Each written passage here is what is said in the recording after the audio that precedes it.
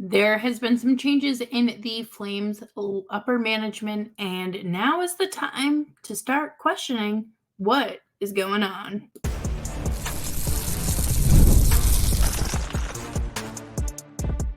You're Locked On Flames, your daily podcast on the Calgary Flames, part of the Locked On Podcast Network, your team every day.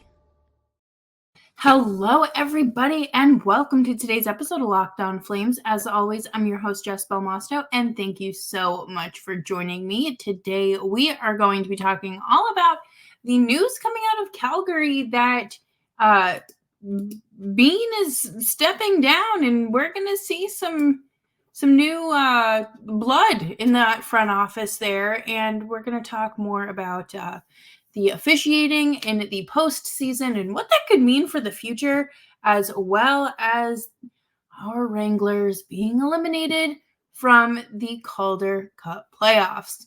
But before we dive into all that, please make sure you're subscribed to Locked On Flames wherever you get your podcasts, as well as YouTube, so you never miss a show. We are here for you Monday through Friday, 5 days a week, your team every day.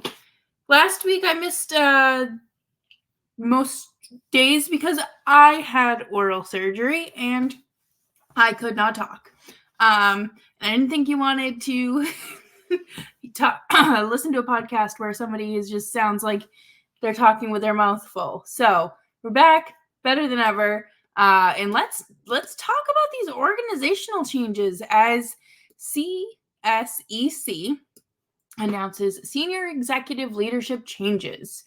Obviously, Calgary Sports and Entertainment Corporation is the owner that the Flames operate under, and we're going to talk more about, those changes. So they announced that their changes include naming Robert Hayes as the new president and CEO, and Lorenzo DeCicco as the new chief operating officer.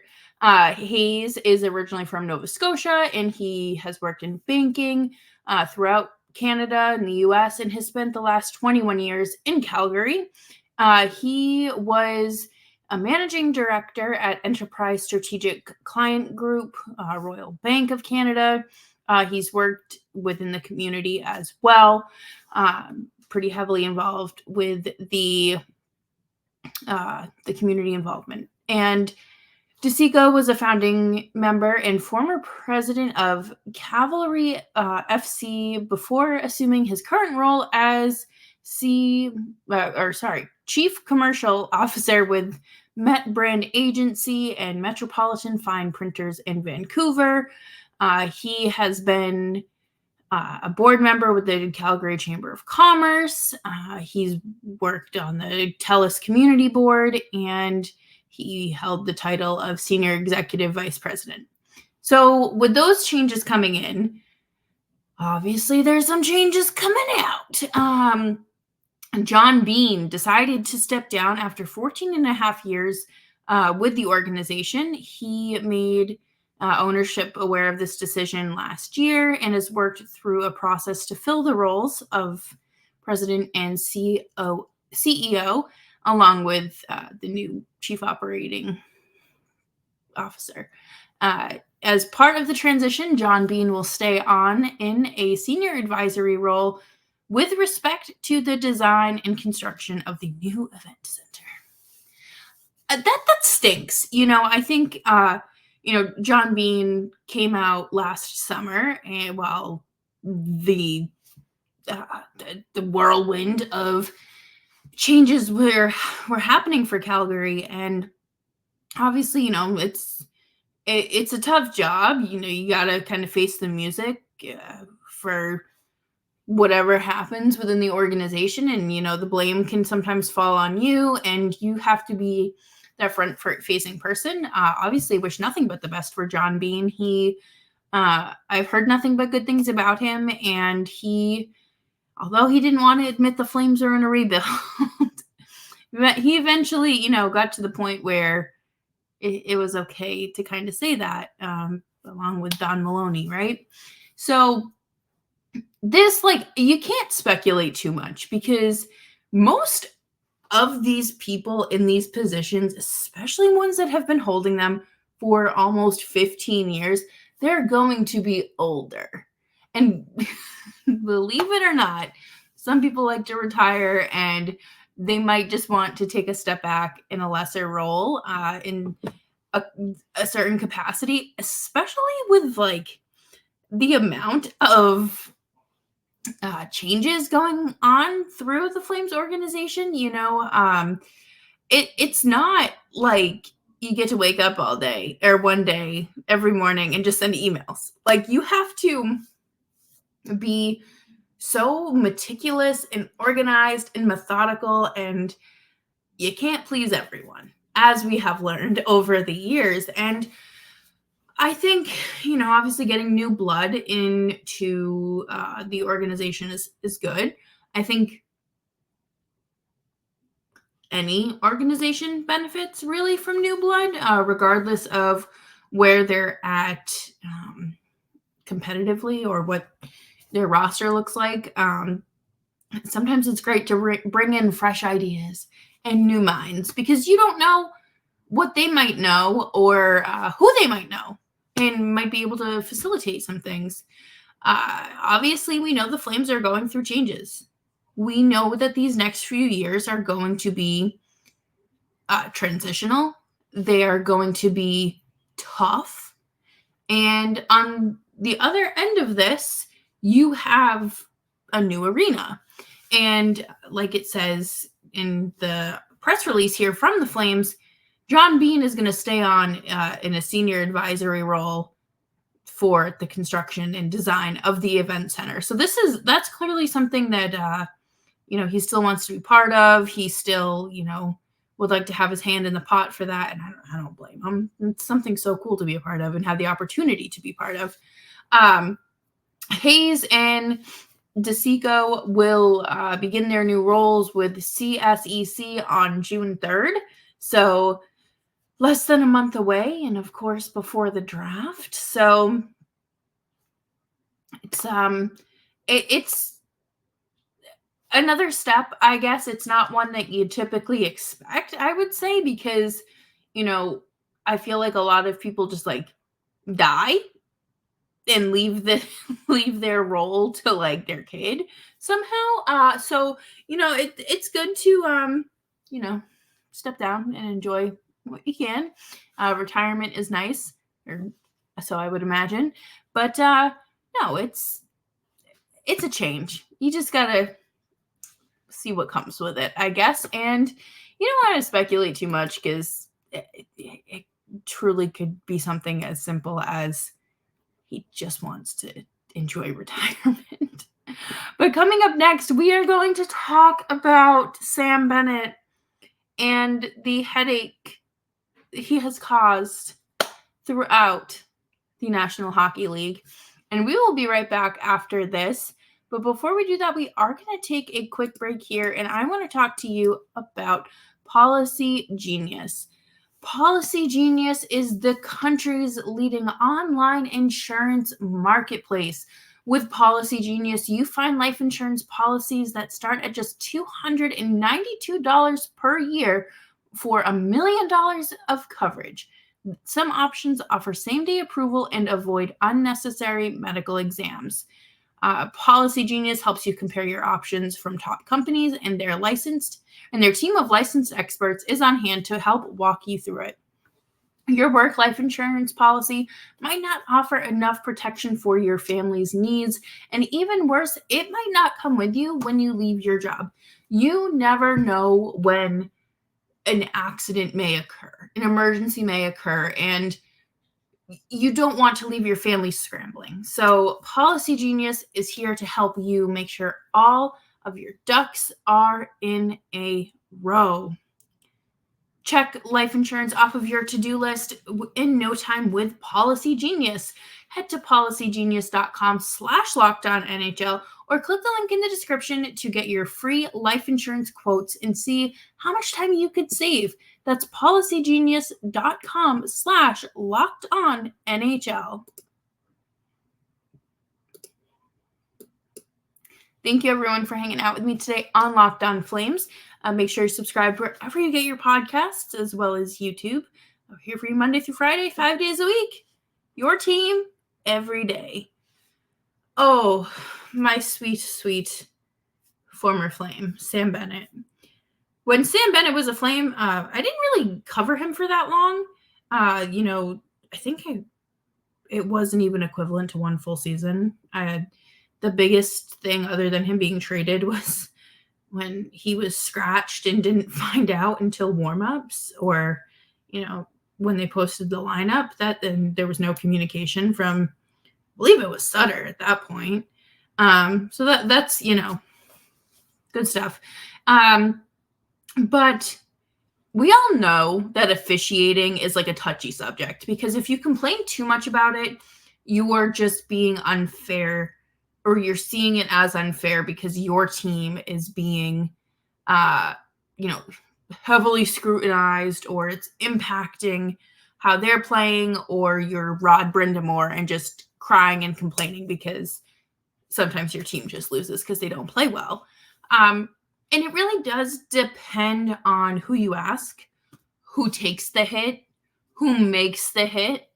I would say the most recent is obviously Sam Bennett, allegedly, potentially, more than likely, sucker punching Brad Marchand. And a lot of the rationale behind people's stance is, well, Marchand's done worse. Do we need to go back to kindergarten and learn that two wrongs don't make a right? I feel like we really need to examine the way we look at things, because it's not justification. That's really not, because if it was a player that you liked on the other end of the hit, you'd probably be saying something entirely different. And today, so after the Bruins game, or during the Bruins game 3, there were several questionable calls, including the lack of not goaltender interference, even though one of the Panthers cross-checked Charlie Coyle into their goaltender, and he was unable to tend the goal. And there was another instance as well. It's blanking on me, but there were multiple instances where the officiating definitely, I don't want to say skewed the game, but it impacted the game. And how, because if you look at it, like, I understand people hate Boston, like, I get it, okay? Like, I would hate them too if I wasn't from there. But when you are looking at it, like, it is very blatantly obvious that both calls impacted the game. And it wasn't like a, it could have gone this way. It was very much a game-altering, like, obvious thing here. And Don Sweeney, or after the game, during media availability, it was told to the media that general manager Don Sweeney would be getting in front of the media to speak today. Everyone just kind of assumed it was going to be him, like, flaming the referees, which, like, that really felt like the only option. But Jeremy Jacobs hates stirring the pot. I mean, you're 90 almost, and you got to do something here. You got to. Don Sweeney said, "We're not here to criticize the officials. Your media is not even supposed to ask us about officiating. And if we complain about it, we get slapped with hefty fines." Jeremy Jacobs, you are one cheap son of a gun. Because last year, I don't even think it was last year, it was a few years ago, when the Flyers paid, or was this last season? It all blends together. The Flyers paid John Tortorella's fine. Because at the end of the day, to them, it's not like they're it's not like me losing $25,000 out of my account. It's totally different. And it feels like there's no like retaliating or like answering retribution for the dangerous hits. And it's just been so difficult, especially when all of a sudden there was this brand new footage and angle of Sam Bennett's hit on Marchand. Like, where did this come from? This is so strange that TNT had this footage and the league did not pass it along, or they didn't see it. I don't know what the truth is there. Until the start of Game 4. I'm very confused. And Matthew Tkachuk is just constantly doing Matthew Tkachuk things. You know, it's fun when he's on your team sometimes, because he's just like he's stirring the pot. But sometimes it goes to a level where it's like, what is wrong with you? And same thing happens in just about every series. Former Flame Nikita Zadorov tossed Evander Kane over the bench, and he got fined for it. Sam Bennett didn't get any supplemental discipline. Brad Marchand's out for the rest of the series, more than likely. Like, to me, the math is just not mathing. It is very inconsistent, picking and choosing, and what are we doing here? This is a gentleman's game. Well, then you need to start acting like it, because it's not consistent. The rule book is right there and people are still getting things wrong. I mean, how is a goaltender supposed to have the ability to like reset or anything when his player, his big beefy center, is laying on top of him? I'm curious. If anyone can let me know, that would be great. It's just very frustrating because, I mean, your hands are tied, and this isn't even Sam Bennett's like first time. He literally got suspended, I believe, last year for his hit on Matthew Nyes, and then in 21 for his hit on Blake Coleman in the playoffs. Like,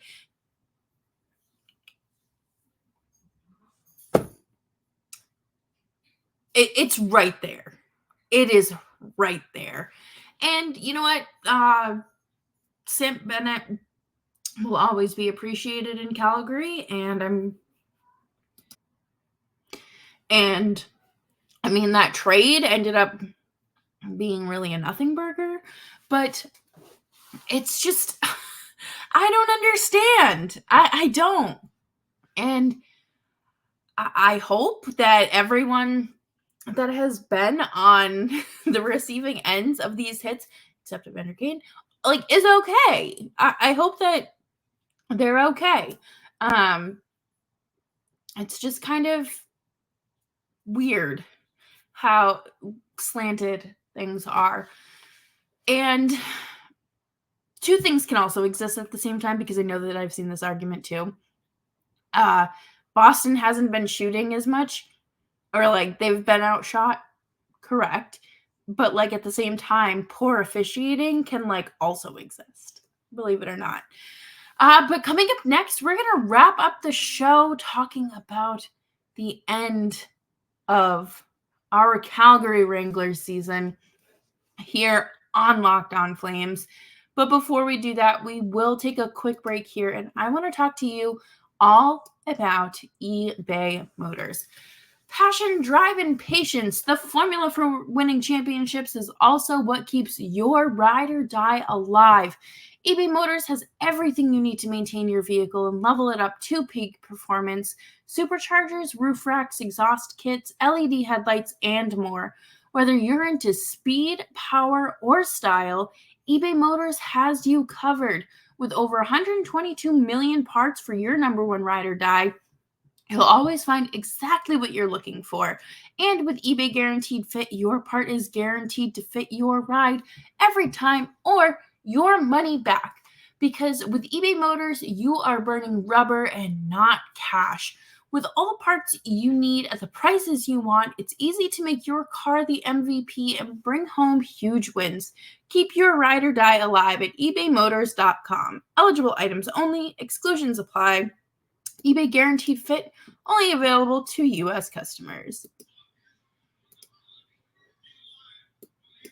Thank you, everyone, for hanging out with me today on Locked On Flames. And make sure you're following me on Twitter at Jess Belmosto. Will the city of Calgary ever know a joy? Will they ever get to experience a hockey championship, a true solid playoff run from their NHL or their AHL club? Like, you guys, it breaks my heart.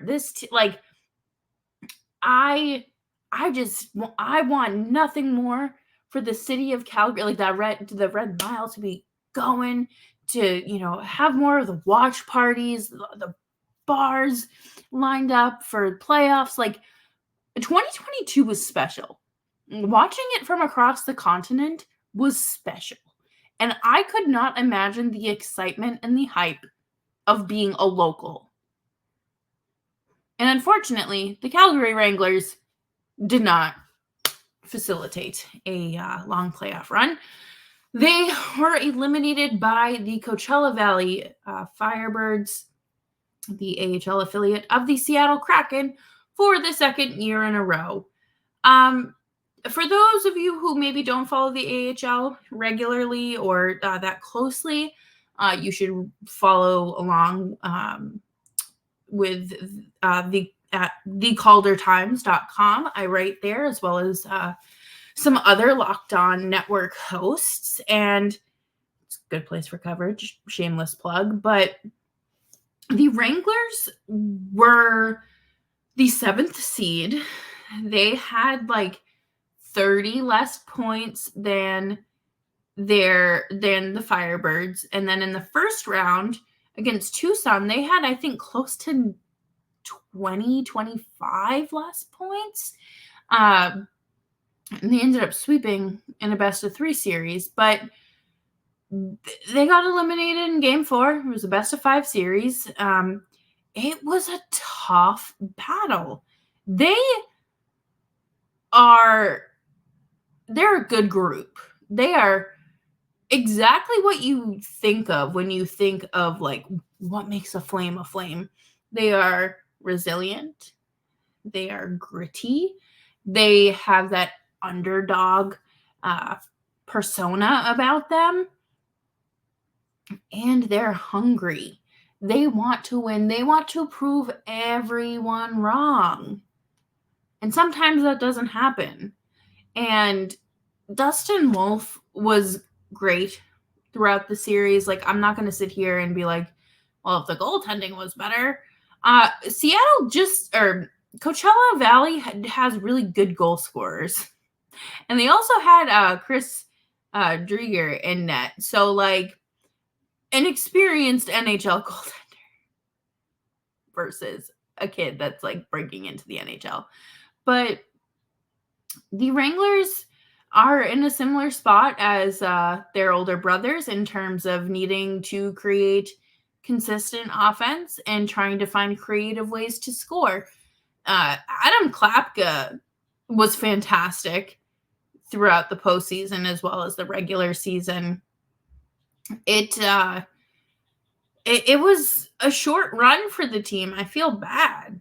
I do, because they cling on to this hope of, okay, we got this, and unfortunately things just didn't swing their way.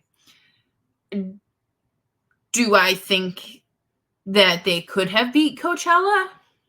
Maybe. I mean, I think they were if they were going to do it, they were gonna have to. It was going to have to be a low-scoring game. So you're going to have perfect defense. You have to play a lot of perfect games in order for things to go your way. And we talked a lot about that this season. with the regular Flames, with the NHL club. I think, though, it's great for players to continue that extra development that, you're not obviously not getting in a standard season. It's bonus hockey. It is more time to get adjusted and acclimated to pro hockey life. Matt Coronado talked with Olivia McDonald who does the Wrangler stuff, and he talked about how, there were small things that needed to be tweaked. Those small mistakes add up and they start to pile up. And his off-season focus is his speed and his muscle.